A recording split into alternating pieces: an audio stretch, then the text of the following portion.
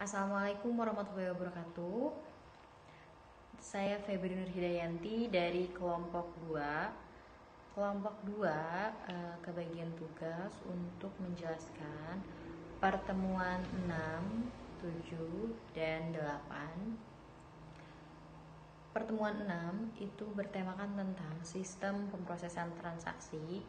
Di pertemuan 7 itu hubungan sistem pemrosesan transaksi dengan sistem informasi manajemen. Dan di pertemuan 8 itu pengolahan pengambilan keputusan. Masuk ke pembahasan pertemuan 6 tentang sistem pemrosesan transaksi. Apa sih sistem pemrosesan transaksi itu? Sistem pemrosesan transaksi atau bisa disingkat dengan SPT itu adalah sistem informasi yang paling sederhana. Kenapa dia paling sederhana? Karena fungsinya itu adalah mencatat data, memproses data, dan menghasilkan informasi baku. Lalu masuk ke karakteristik SPT. Yang pertama adalah SPT itu berfungsi mencatat data ke dalam basis data, di mana data yang dicatat itu meliputi data master atau data induk dan data transaksi. Contohnya itu kalau data induk itu kayak data pegawai, data barang, dan data pelanggan. Untuk data transaksi itu seperti data penjualan, data pembelian, data penghitungan gaji, data pinjaman, dan data angsuran. Yang kedua adalah SPT itu digunakan oleh para pemakai akhir atau end user, itu yang terdiri dari operator. Biasanya itu kasir, teller bank, resepsionis hotel, gitu, atau para manajer pelaksana. Terus SPT yang ketiga, SPT itu menyajikan informasi atau laporan yang bersifat baku. Artinya baku itu artinya standar atau tidak mengandung banyak variasi. Kayak contohnya itu kasir hanya menyediakan nota penjualan yang terdiri dari secari kertas, cuma selembar kertas, dan bendara gaji yang menyediakan slip gaji, dan pembagian persediaan menyediakan kartu stok. Yang keempat, SPT itu diperlukan hampir setiap hari. Kenapa dia diperlukan hampir setiap hari? Karena dalam setiap perusahaan itu terjadi transaksi setiap harinya dan itu harus di-record. Yang kelima, SPT itu berguna untuk pembuatan keputusan terstruktur, di mana keputusan yang terstruktur itu adalah keputusan yang timbul karena masalah yang sudah jelas dan jalan keluar juga yang udah jelas. Kayak contohnya penjualan tiket pesawat, pelayanan bank melalui ATM, pencatatan tagihan telepon, dan pengadaan barang. Yang keenam, SPT itu memerlukan perangkat input dan output yang sangat bervariasi.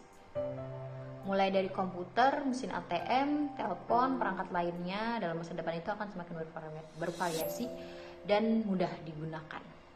Selanjutnya, tujuan SPT itu ada 4. Yang pertama itu mencatat setiap transaksi yang terjadi dalam perusahaan. Yang kedua, mempercepat proses yang terjadi di dalam perusahaan. Dan yang ketiga itu menyediakan informasi atas kegiatan operasional dengan akurat dan tepat waktu. Yang keempat, meningkatkan kinerja dan layanan perusahaan. Selanjutnya, kegiatan utama SPT itu ada 3. Yang pertama, dia tuh kegiatannya mencatat data ke dalam basis data atau input. Data yang dicatat itu dapat berupa berbagai macam, misalnya huruf, angka, tanda, bahkan gambar dan suara. Terus data itu disimpan dalam bentuk digital dengan suatu metode yang sistematis, biasanya dalam bentuk tabel-tabel database. Yang kedua itu memproses data, di mana memproses data itu merupakan kegiatan memanipulasi data agar diperoleh informasi yang diperlukan. Selanjutnya itu pemrosesan data itu dapat dilakukan dengan 4 cara, yaitu tadi ada 4 cara, yaitu batch processing, online processing, dan real time processing, juga inline processing. Terus yang ketiga, kegiatan utamanya itu menghasilkan informasi baku atau output, di mana itu laporan itu dapat berbentuk hard copy maupun soft copy.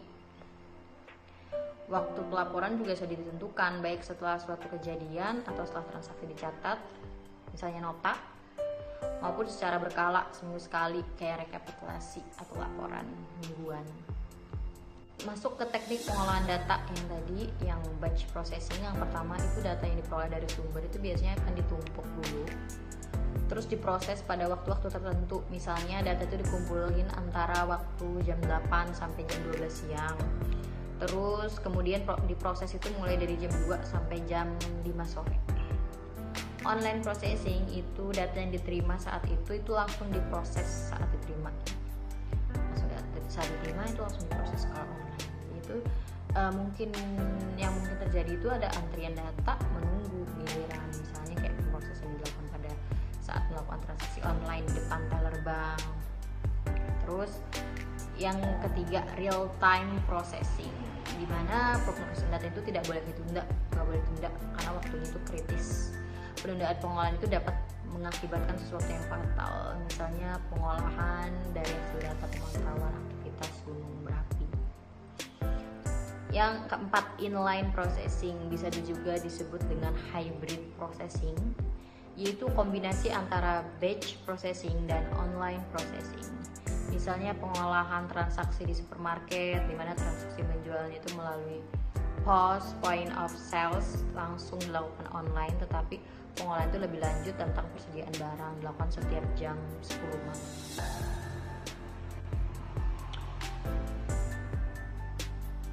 Komponen SPT.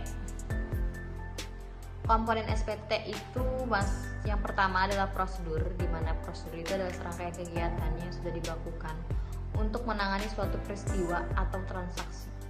Di mana contohnya itu kayak jualan barang di supermarket.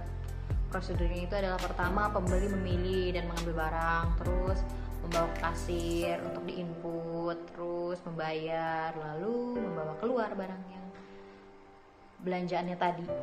Yang kedua, perangkat pemroses, itu bisa hardware dalam bentuk hardware atau software. Yang ketiga, dokumen, media yang digunakan untuk mencatat data dan menghasilkan informasi, bisa bentuknya itu hard copy atau soft copy.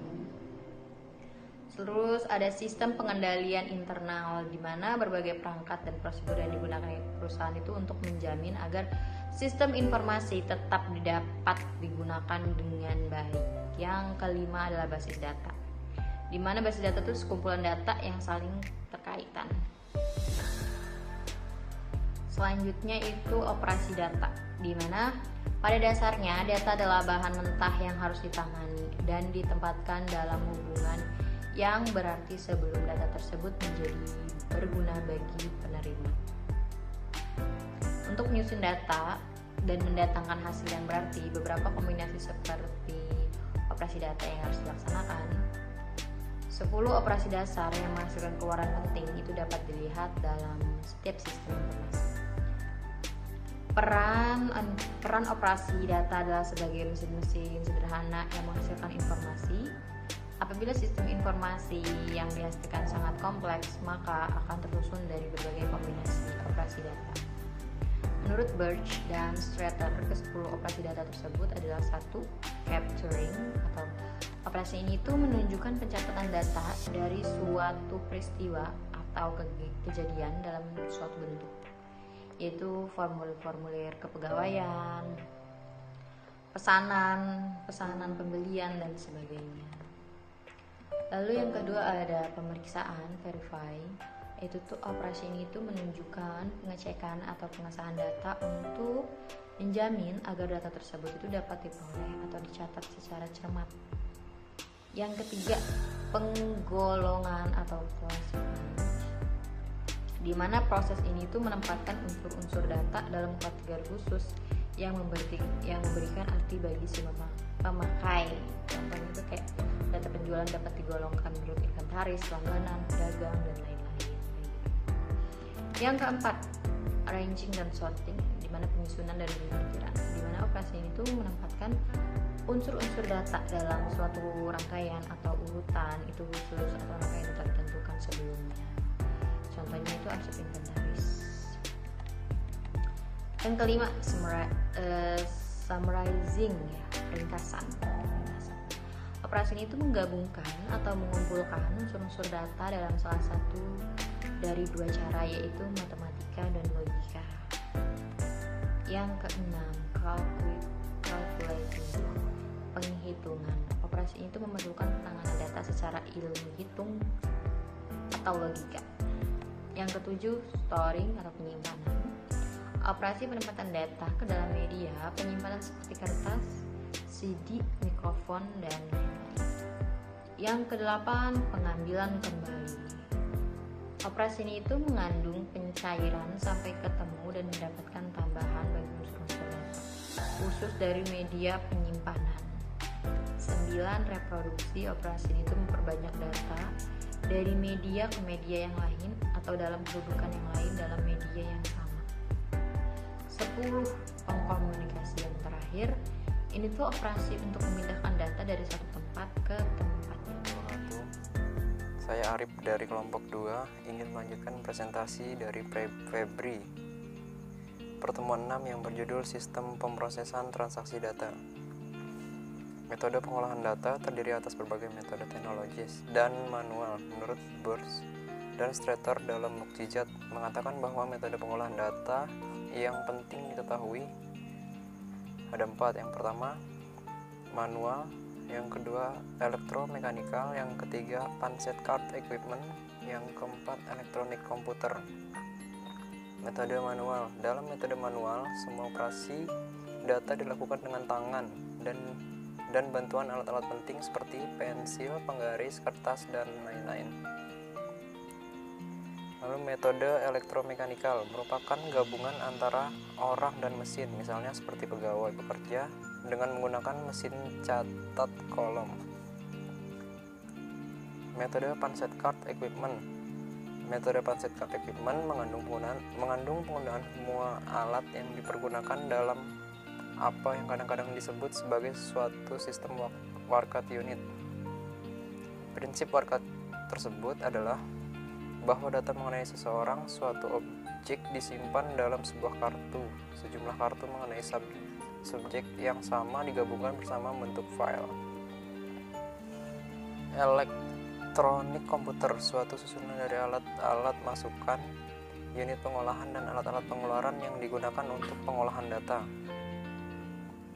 Input adalah informasi atau data yang telah atau akan dialihkan dari suatu media penyimpanan ekstern ke dalam penyimpanan komputer. Penguraian rutin-rutin yang mengarah input, peralatan atau kumpulan peralatan yang diperlukan untuk input. Sedangkan output adalah informasi yang dihasilkan oleh manipulasi penanganan komputer dan akan diserahkan kepada pihak yang membutuhkan. Pertimbangan seleksi metode pengolahan data. Pemilihan metode pengolahan data yang tepat untuk suatu penerapan khusus atau untuk suatu organisasi rutin menuntut penganalisis sistem untuk memahami persyaratan pengolahan maupun kemampuan pencapaian hasil dari setiap metode pengolahan data. Persyaratan pengolahan data dapat didasarkan pada pertimbangan-pertimbangan sebagai berikut. Yang pertama, volume unsur-unsur data yang dimuat, lalu kompleksitas operasi-operasi pengolahan data yang diperlukan, lalu pembatasan waktu pengolahan, dan tuntutan melakukan perhitungan. Ada 15 hal yang perlu dipertimbangkan untuk mengetahui pencapaian hasil, yaitu investasi awal, pengadaan, perubahan, persyaratan pegawai yang terampil, biaya variabel, penyesuaian, keluasan, kepandaian dalam banyak hal, kecepatan mengolah waktu yang diperlukan untuk mengubah masukan-masukan menjadi keluaran-keluaran, lalu kemampuan membuat perhitungan-perhitungan, kontrol, penemuan kesalahan otomatik, kemampuan mengambil keputusan, kelemahan sistem, itu tingkat menurunkannya sistem pengolahan karena rusaknya atau tidak ketersediaan komponen-komponen sistem, tingkat otomatisasi, kemampuan melakukan otomatisasi dalam pengolahan data. Sekian presentasi dari saya. Assalamualaikum warahmatullahi wabarakatuh. Assalamualaikum warahmatullahi wabarakatuh. Nama saya Nurbaiti Rahmawati dari kelompok 2 akan menyampaikan materi pertemuan 5 tentang hubungan SPT dan SIM. Yang pertama, pengertian SPT. SPT atau sistem pemrosesan transaksi adalah bagian dari sistem informasi yang merupakan sebuah sistem yang menjalankan dan mencatat transaksi rutin harian yang diperlukan untuk menjalankan bisnis. Sistem pemrosesan transaksi dirancang dan diterapkan perusahaan memiliki beberapa tujuan. Yang pertama ialah mencatat setiap transaksi yang terjadi. Dan yang kedua, mempercepat proses yang terjadi di dalam suatu perusahaan. Yang ketiga, menyediakan informasi yang akurat dan tepat waktu. Yang keempat, meningkatkan kinerja dan layanan perusahaan.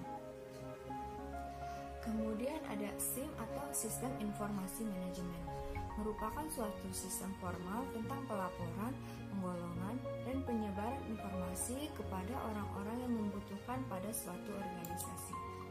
Tujuan dari sistem informasi manajemen yang pertama, untuk menyediakan suatu informasi dalam pengambilan suatu keputusan.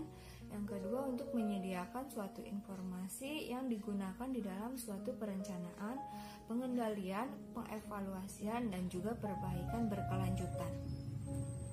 Ketiga, untuk menyediakan suatu informasi yang dipergunakan di dalam suatu perhitungan harga pokok produk, jasa, dan tujuan lainnya yang diinginkan oleh manajemen. Yang selanjutnya ada tingkatan sistem informasi. Yang pertama adalah sistem pakar. Fungsi utamanya ialah menggantikan manusia dalam pengambilan keputusan. Yang kedua, sistem pendukung keputusan. Fungsinya membantu manajemen dalam membuat keputusan. Yang ketiga, sistem informasi manajemen. Fungsinya menyediakan berbagai bentuk informasi. Dan yang keempat, sistem pemrosesan transaksi. Fungsinya mencatat berbagai bentuk transaksi. Hubungan SIM dan SPT. Yang pertama, SIM merupakan kelanjutan dari SPT. SPT harus ada dulu dan hasilnya akan diolah oleh SIM. Sistem informasi manajemen mempunyai kaitan yang sangat erat. Basis data yang digunakan oleh masing-masing sistem tersebut saling berkaitan. Sebagai contoh, SIM dapat menghasilkan informasi karyawan. Datanya ada pada sistem informasi personalia. Kemudian yang menghasilkan penjualan tertinggi, datanya ada pada sistem informasi pemasaran, sehingga dapat diketahui berapa laba yang diperoleh dari masing-masing penjualan tersebut. Datanya ada pada sistem informasi produksi. Yang kedua, SPT mengolah data menjadi informasi.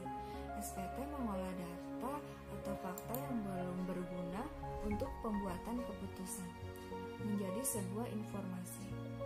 Informasi ini sudah dapat digunakan untuk mengambil keputusan, tetapi lingkupnya terbatas. Apabila manajemen akan membuat sebuah keputusan lebih menyeluruh, informasi tadi diolah lebih lanjut dengan pengolahan informasi. Informasi masih dapat dihasilkan melalui media softcopy atau dihasilkan melalui layar dan juga melalui media hardcopy atau dicetak di kertas. Dan yang terakhir, sistem mengolah informasi menjadi informasi lain. Cukup dari saya. Selanjutnya, model hubungan SIM dan SPT serta karakteristiknya akan disampaikan oleh Saudara Agung. Assalamualaikum warahmatullahi wabarakatuh. Assalamualaikum warahmatullahi wabarakatuh. Perkenalkan, nama saya Agung Sukmajati. Saya dari kelompok 2 akan mempresentasikan tentang hubungan sistem informasi manajemen dengan sistem pemrosesan transaksi yang sebelumnya sudah dijelaskan oleh Mbak Nurbaiti. Yang pertama, sistem informasi manajemen merupakan kelanjutan dari sistem pemrosesan transaksi. Karena dalam sistem pemrosesan transaksi terjadi pengolahan bahan mentah yakni dari data menjadi informasi. Lalu yang kedua, sistem pemrosesan transaksi mengolah data menjadi informasi. Inilah yang menjadi tugas sistem pemrosesan transaksi karena harus mengolah data di suatu unit pengolah, contohnya ya di komputer.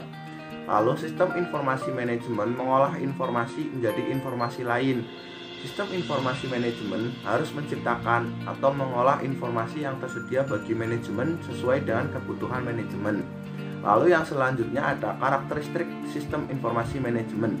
Yang pertama, sistem informasi manajemen tidak mencatat ke basis data. Lalu yang kedua, sistem informasi manajemen mengolah informasi menjadi informasi lain. Lalu yang ketiga, informasi dihasilkan dalam bentuk hard copy atau soft copy. Yang terakhir ada informasi diperlukan untuk keputusan terstruktur atau semi terstruktur. Selanjutnya ada dua metode pengolahan data, yakni yang pertama ada metode pengolahan dengan terpusat atau yang biasa disebut dengan tersentralisasi. Lalu yang kedua ada metode pengolahan data dengan yang tidak terpusat atau terdesentralisasi. Selanjutnya, sentralisasi dan desentralisasi pengolahan data menurut Barth dan Starter adalah sebagai berikut. Sentralisasi pengolahan data dengan pengolahan data yang disentralisasikan, maka sebagian besar operasi dilaksanakan terpisah. Lalu yang kedua, desentralisasi pengolahan data dilakukan dalam bidang organisasi seperti biasa, tetapi mempunyai fungsi dan kontrolnya masing-masing. Mungkin itu saja yang bisa saya sampaikan. Bila ada salah kata mohon dimaafkan. Wassalamualaikum warahmatullahi wabarakatuh. Assalamualaikum warahmatullahi wabarakatuh. Saya Nova Rifyan akan mempresentasikan materi Sistem Informasi Manajemen. Hubungan tahap pengambilan keputusan dengan SIM. Pemahaman dalam menyediakan mengandung pemeriksaan data baik dengan cara yang telah ditentukan maupun dengan cara khusus. Perancangan SIM mengandung model-model keputusan untuk mengolah data dan pemecahan alternatif. Pemilihan SIM menyajikan hasil perancangan menjadi pengumpulan data untuk umpan balik dan penilaian kemudian. Struktur sistem informasi manajemen didasarkan atas aktivitas manajemen. Pengambilan keputusan tingkat strategis, penetapan tujuan-tujuan, kebijakan-kebijakan dan petunjuk-petunjuk umum, pendapatan, sasaran dan strategi organisasi, pencapaian keberhasilan organisasi secara keseluruhan. Keputusan strategis ditandai oleh banyaknya ketidakpastian dan berorientasikan masa depan. Keputusan ini menentukan rencana jangka panjang yang mempengaruhi seluruh organisasi.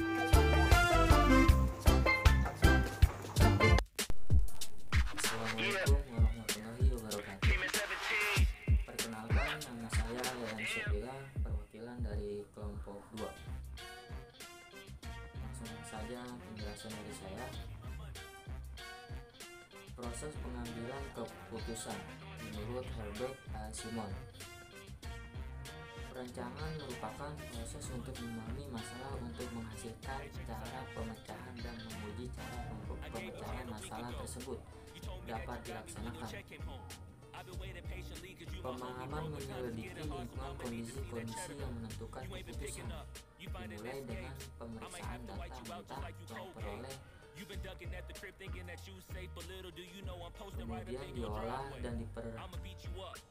kemudian diolah dan diperiksa untuk dijadikan petunjuk dalam penentuan masalah.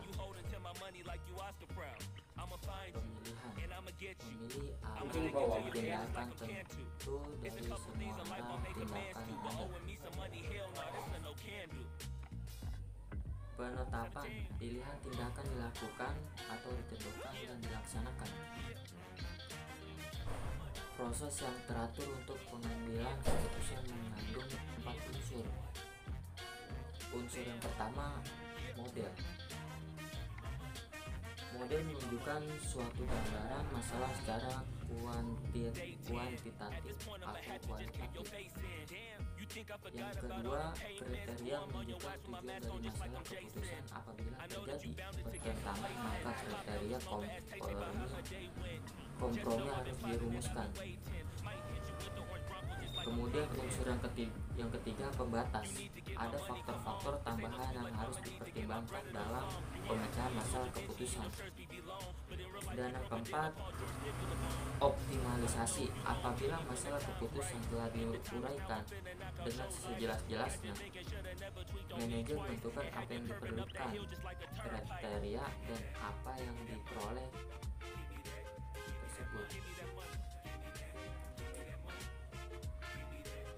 Terima kasih. Itu saja pembahasan dari saya. Mungkin akan dilanjutkan oleh rekan saya.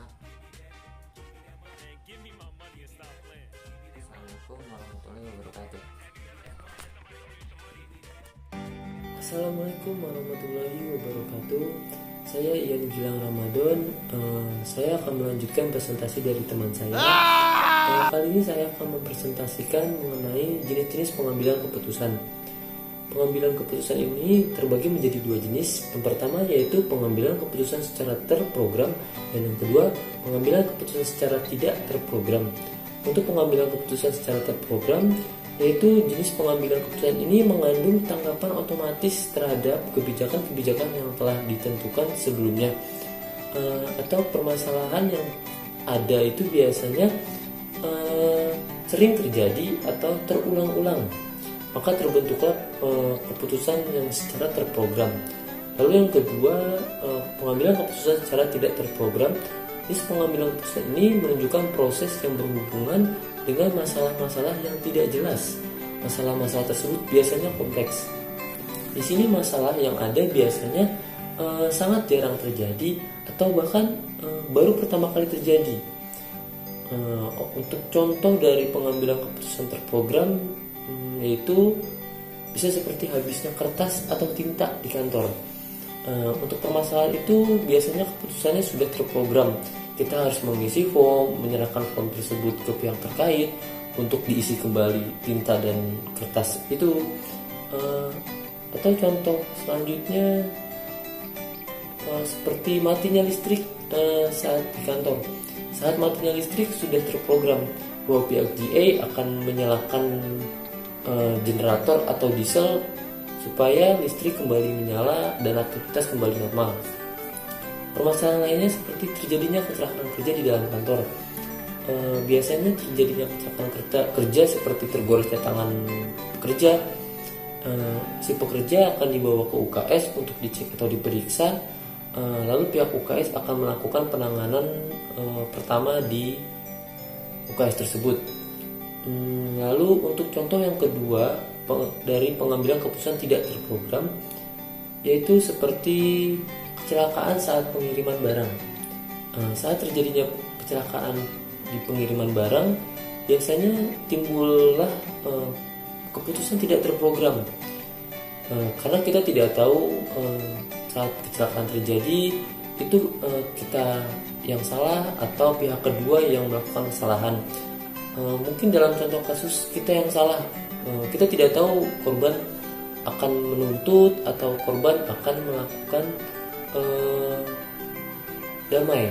Dari situ kita akan timbulnya keputusan tidak terprogram, karena kita tidak tahu pihak korban akan melakukan damai ataupun menuntut. Lalu contoh lainnya konsumen yang komplain. Di situ pun akan timbulnya keputusan tidak terstruktur atau tidak terprogram, karena saat konsumen komplain kita tidak tahu karakter seperti apa konsumen kita. Kita pun menanggapinya berbeda-beda antara konsumen 1, 2, dan 3. Dan permasalahan yang ditimbulkan pun tidak bisa diduga dari konsumen itu. Jadi keputusan yang diambil pun keputusan yang tidak terprogram. Mungkin itu saja presentasi dari saya. Mohon maaf atas segala kekurangannya, dan saya pun mewakili dari rekan-rekan saya kelompok 2 meminta maaf akan kekurangan presentasi kami. Kurang lebihnya mohon dimaafkan. Terima kasih. Wassalamualaikum warahmatullahi wabarakatuh.